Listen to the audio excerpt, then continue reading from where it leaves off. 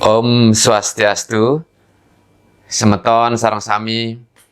Hari ini kita akan mencoba bersama-sama mengingat-ingat kembali apa itu Hari Raya Galungan serta rangkaian hari-hari yang menyertai dari hari awal sebelum Galungan sampai akhir Galungan. Hari Raya Galungan biasanya dirayakan oleh umat Hindu setiap 6 bulan sekali hari kalender, atau 210 hari sekali, yaitu pada hari Bude Kliwon Dungulan, atau pada hari Rabu Kliwon Dungulan. Hari Raya Galungan adalah hari raya umat Hindu untuk memperingati terciptanya alam semesta atau jagat raya beserta seluruh isinya. Nah, secara filosofis kalau kita lihat bahwa Hari Raya Galungan adalah hari raya untuk merayakan kemenangan Dharma atau kebaikan melawan adharma atau kejahatan. Jadi, inti Galungan itu adalah bagaimana caranya kita menyatukan kekuatan rohani agar pikiran dan pendirian kita menjadi terang benderang sehingga menimbulkan wujud Dharma dalam diri kita sendiri.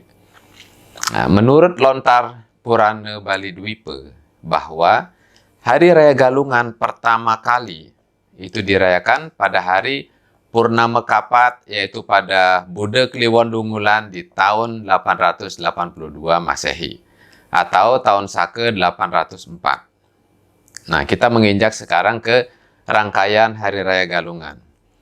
25 hari sebelum Hari Raya Galungan, yaitu pada hari Saniccara atau Sabtu Kliwon Warige, yang biasa disebut tumpak warige, atau ada juga menyebut tumpak bubuh, atau ada bilang tumpak pengatag atau tumpak pengarah.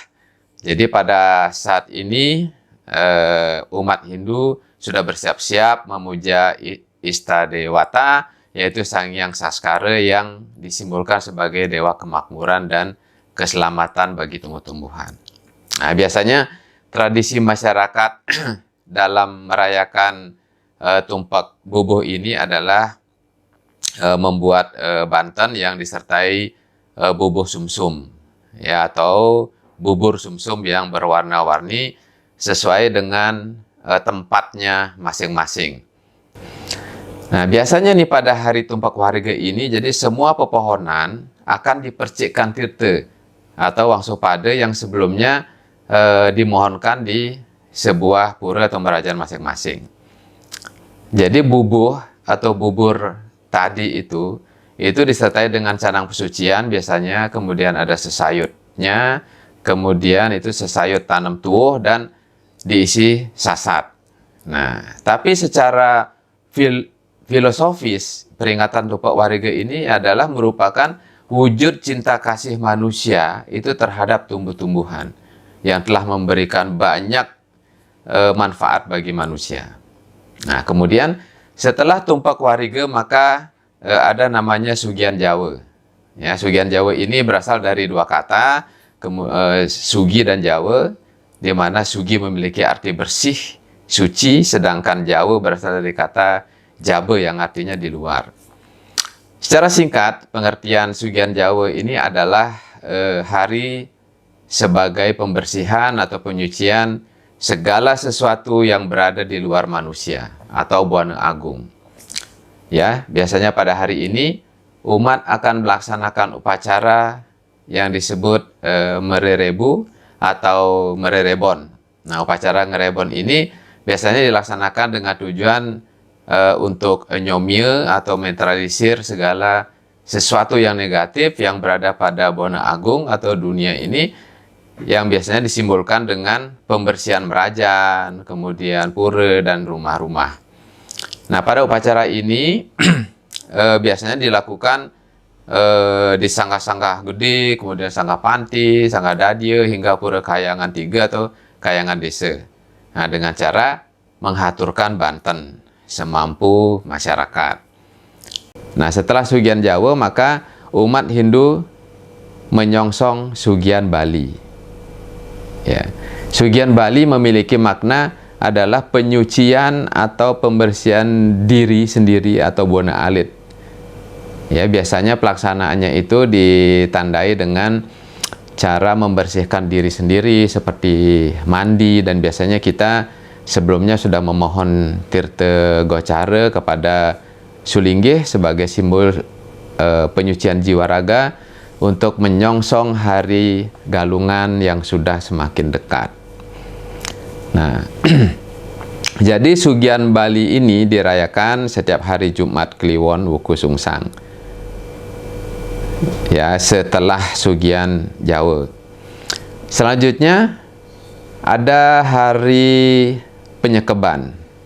Jadi hari Penyekeban ini memiliki makna secara filosofis, yaitu untuk nyekeb indria, yang artinya mengekang diri sendiri untuk tidak melakukan hal-hal yang tidak dibenarkan oleh agama. Ya, jadi dan hari Penyekeban ini dirayakan setiap Minggu Pahing Wuku Dungulan. Gitu. Nah, dan kita sudah semakin dekat lagi dengan Hari Raya Galungan semeton, yaitu pada hari penyajan. Jadi ada namanya hari penyajan. Jadi secara maknawi, hari penyajan itu diartikan bahwa umat akan mengadakan tapes madi, kemudian melalui pemujaan kepada Istadewata. Nah, hal ini sesuai dengan apa yang termaktub dalam Lontar Sundarigama, yaitu pengastawaning sang ngamong yoga semadi. Jadi melalui tape, kemudian berata atau payasa yoga, diharapkan manusia akan memiliki kemampuan wibeka dan winaya, yaitu kemampuan manusia untuk dapat memilih atau memilah mana yang benar dan mana yang salah. Dan secara ritual pada hari penyajan ini biasanya umat menyiapkan berbagai sarana pemujaan, baik dari bahan janur, selepan, bambu, dan utamanya itu berupa membuat kue atau jaje dalam bahasa Balinya yang akan dipakai pada saat galungan. Itu sebabnya hari ini juga disebut biasanya dengan penyajahan atau hari membuat jaje. Nah, selanjutnya tepat sehari sebelum galungan, yaitu pada hari Selasa, ini biasanya ditunggu-tunggu sama umat, yaitu Wage Duku Dungulan, disebut hari penampahan galungan, di mana pada hari ini umat akan disibukkan dengan pembuatan dan memasang penjor, di mana penjor ini adalah simbol dari naga Basuki, ya, di mana Basuki berarti kemakmuran atau kesejahteraan. Memasang penjor pada hari galungan yang berarti sebagai wujud rasa bakti dan rasa terima kasih kepada Ida Sang Hyang Widewasa atas segala kemakmuran dan kesejahteraan yang telah diberikan beliau kepada umat manusia. Jadi selain membuat penjor tadi, umat juga biasanya menyembelih hewan peliharaan, ya, seperti babi kalau di Bali, itu kemudian ayam, bebek, dan lain-lain, di mana daging hewan itu akan digunakan sebagai pelengkap upacara saat Hari Raya Galungan, dan juga dalam hal ini mengandung makna simbolis, yaitu membunuh semua nafsu kebinatangan yang ada pada diri manusia. Ya. Dan tepat pada hari Rabu Kliwon Wuku Dungulan, umat akan merayakan Hari Raya Galungan, ya, di mana mereka melakukan persembahyangan di rumah masing-masing hingga ke pura di sekitar lingkungan. Jadi Hari Raya Galungan memang dirayakan sebagai hari kemenangan Dharma melawan Adharma, ya, atau kalahnya keangkaramurkaan yang oleh Empu Sedah itu disebut sebagai kadung golaning parangmuka. Jadi lebih jauh lagi dijelaskan bahwa musuh yang paling penting adalah apa? Jadi musuh yang ada pada diri kita sendiri, yang terlebih dahulu yang harus kita kalahkan. Itu yang paling penting.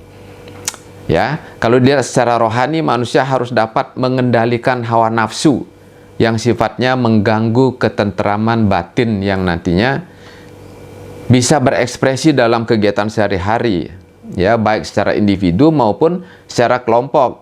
Hawa nafsu dalam dunia ini ada dikenal dengan nafsu yang selalu ingin berkuasa, ingin menguasai, atau kalau amangkurat namanya, ya, ingin menguasai, nafsu ingin memerintah dan lain-lain. Nah, bila nafsu itu tidak terkendali, maka akan tumbuh menjadi nafsu serakah untuk mempertahankan kekuasaan sekalipun itu nyimpang dari kebenaran atau ajaran agama. Nah, yang kedua selanjutnya adalah duku dungulan, yang berarti segala nafsu untuk menyatakan atau mengalahkan semua yang dikuasai oleh teman kita atau orang lain.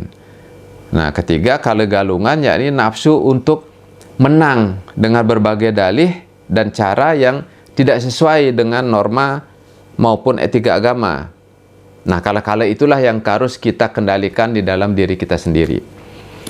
Oke, nah selanjutnya keesokan harinya setelah hari galungan jatuh pada Umanis Galungan. Jadi umat akan melaksanakan persembahyangan dan dilanjutkan dengan Dharma Santi.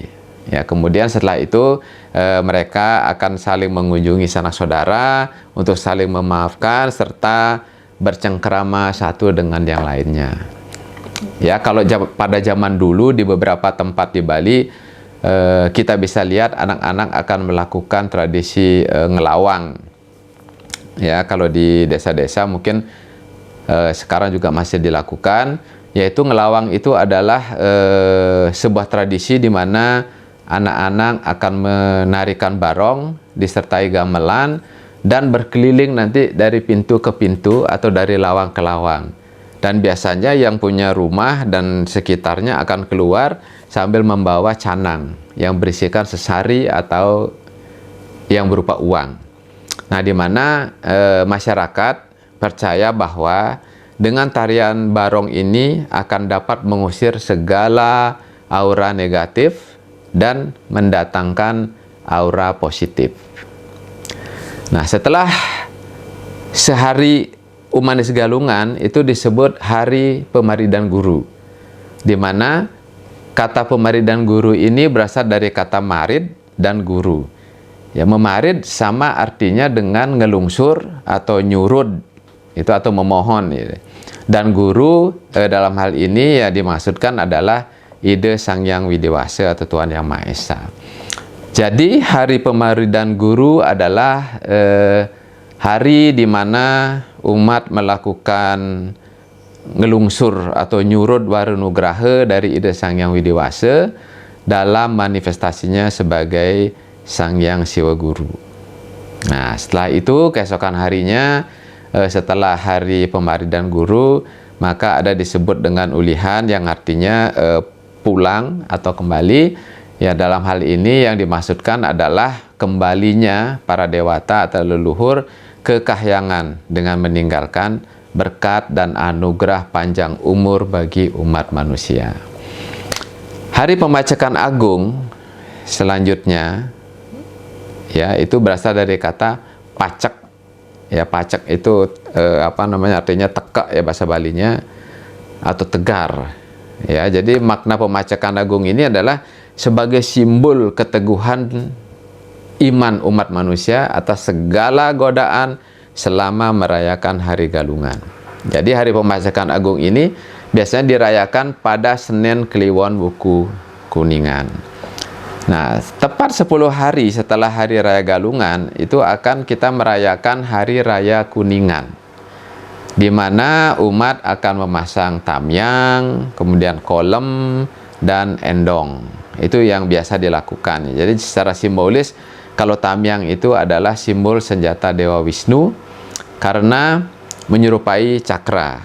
Ya, sedangkan kolem adalah simbol senjata Dewa Mahadewa, sedangkan endong adalah simbol kantong pembekalan yang dipakai oleh para dewata dan leluhur kita saat berperang melawan adharma.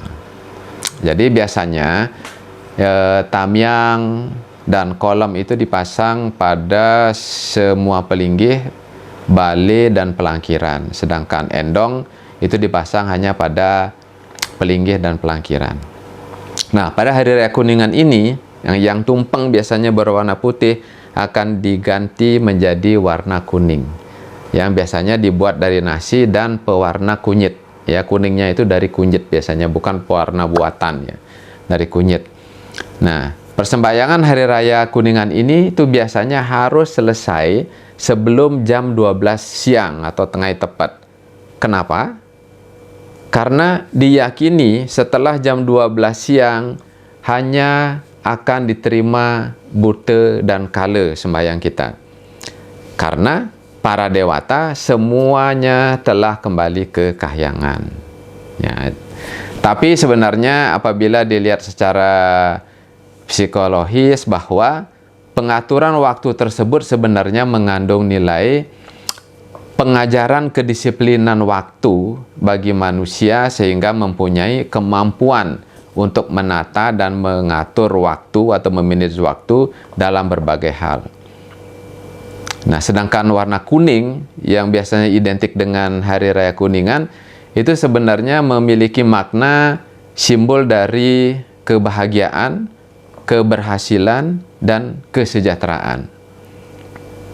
Nah, kemudian setelah itu runtutan terakhir dari Hari Raya Galungan ada disebut namanya Pegatwakan yang dilaksanakan dengan cara melakukan persembahyangan tetap dan mencabut penjor yang telah dibuat pada saat penampahan galungan yang kemarin-kemarin.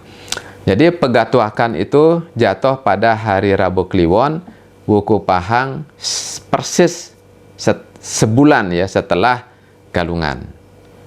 Nah, demikian semeton kirang langkung titiang lunasian ampura.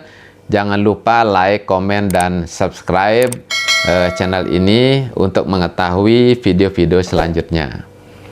Apabila semeton ada usulan, masukan, dan perbaikan agar konten ini lebih baik dan bermanfaat buat kita semua, saya persilakan membuat komen di kolom bawah video ini.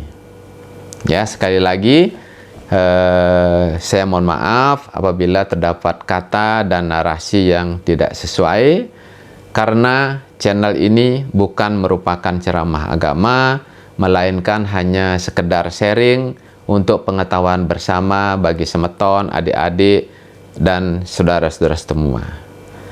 Baik, akhir kata saya sampaikan Paramasanti. Om Santi Santi Santi Om. Sampai jumpa di video lainnya. Terima kasih.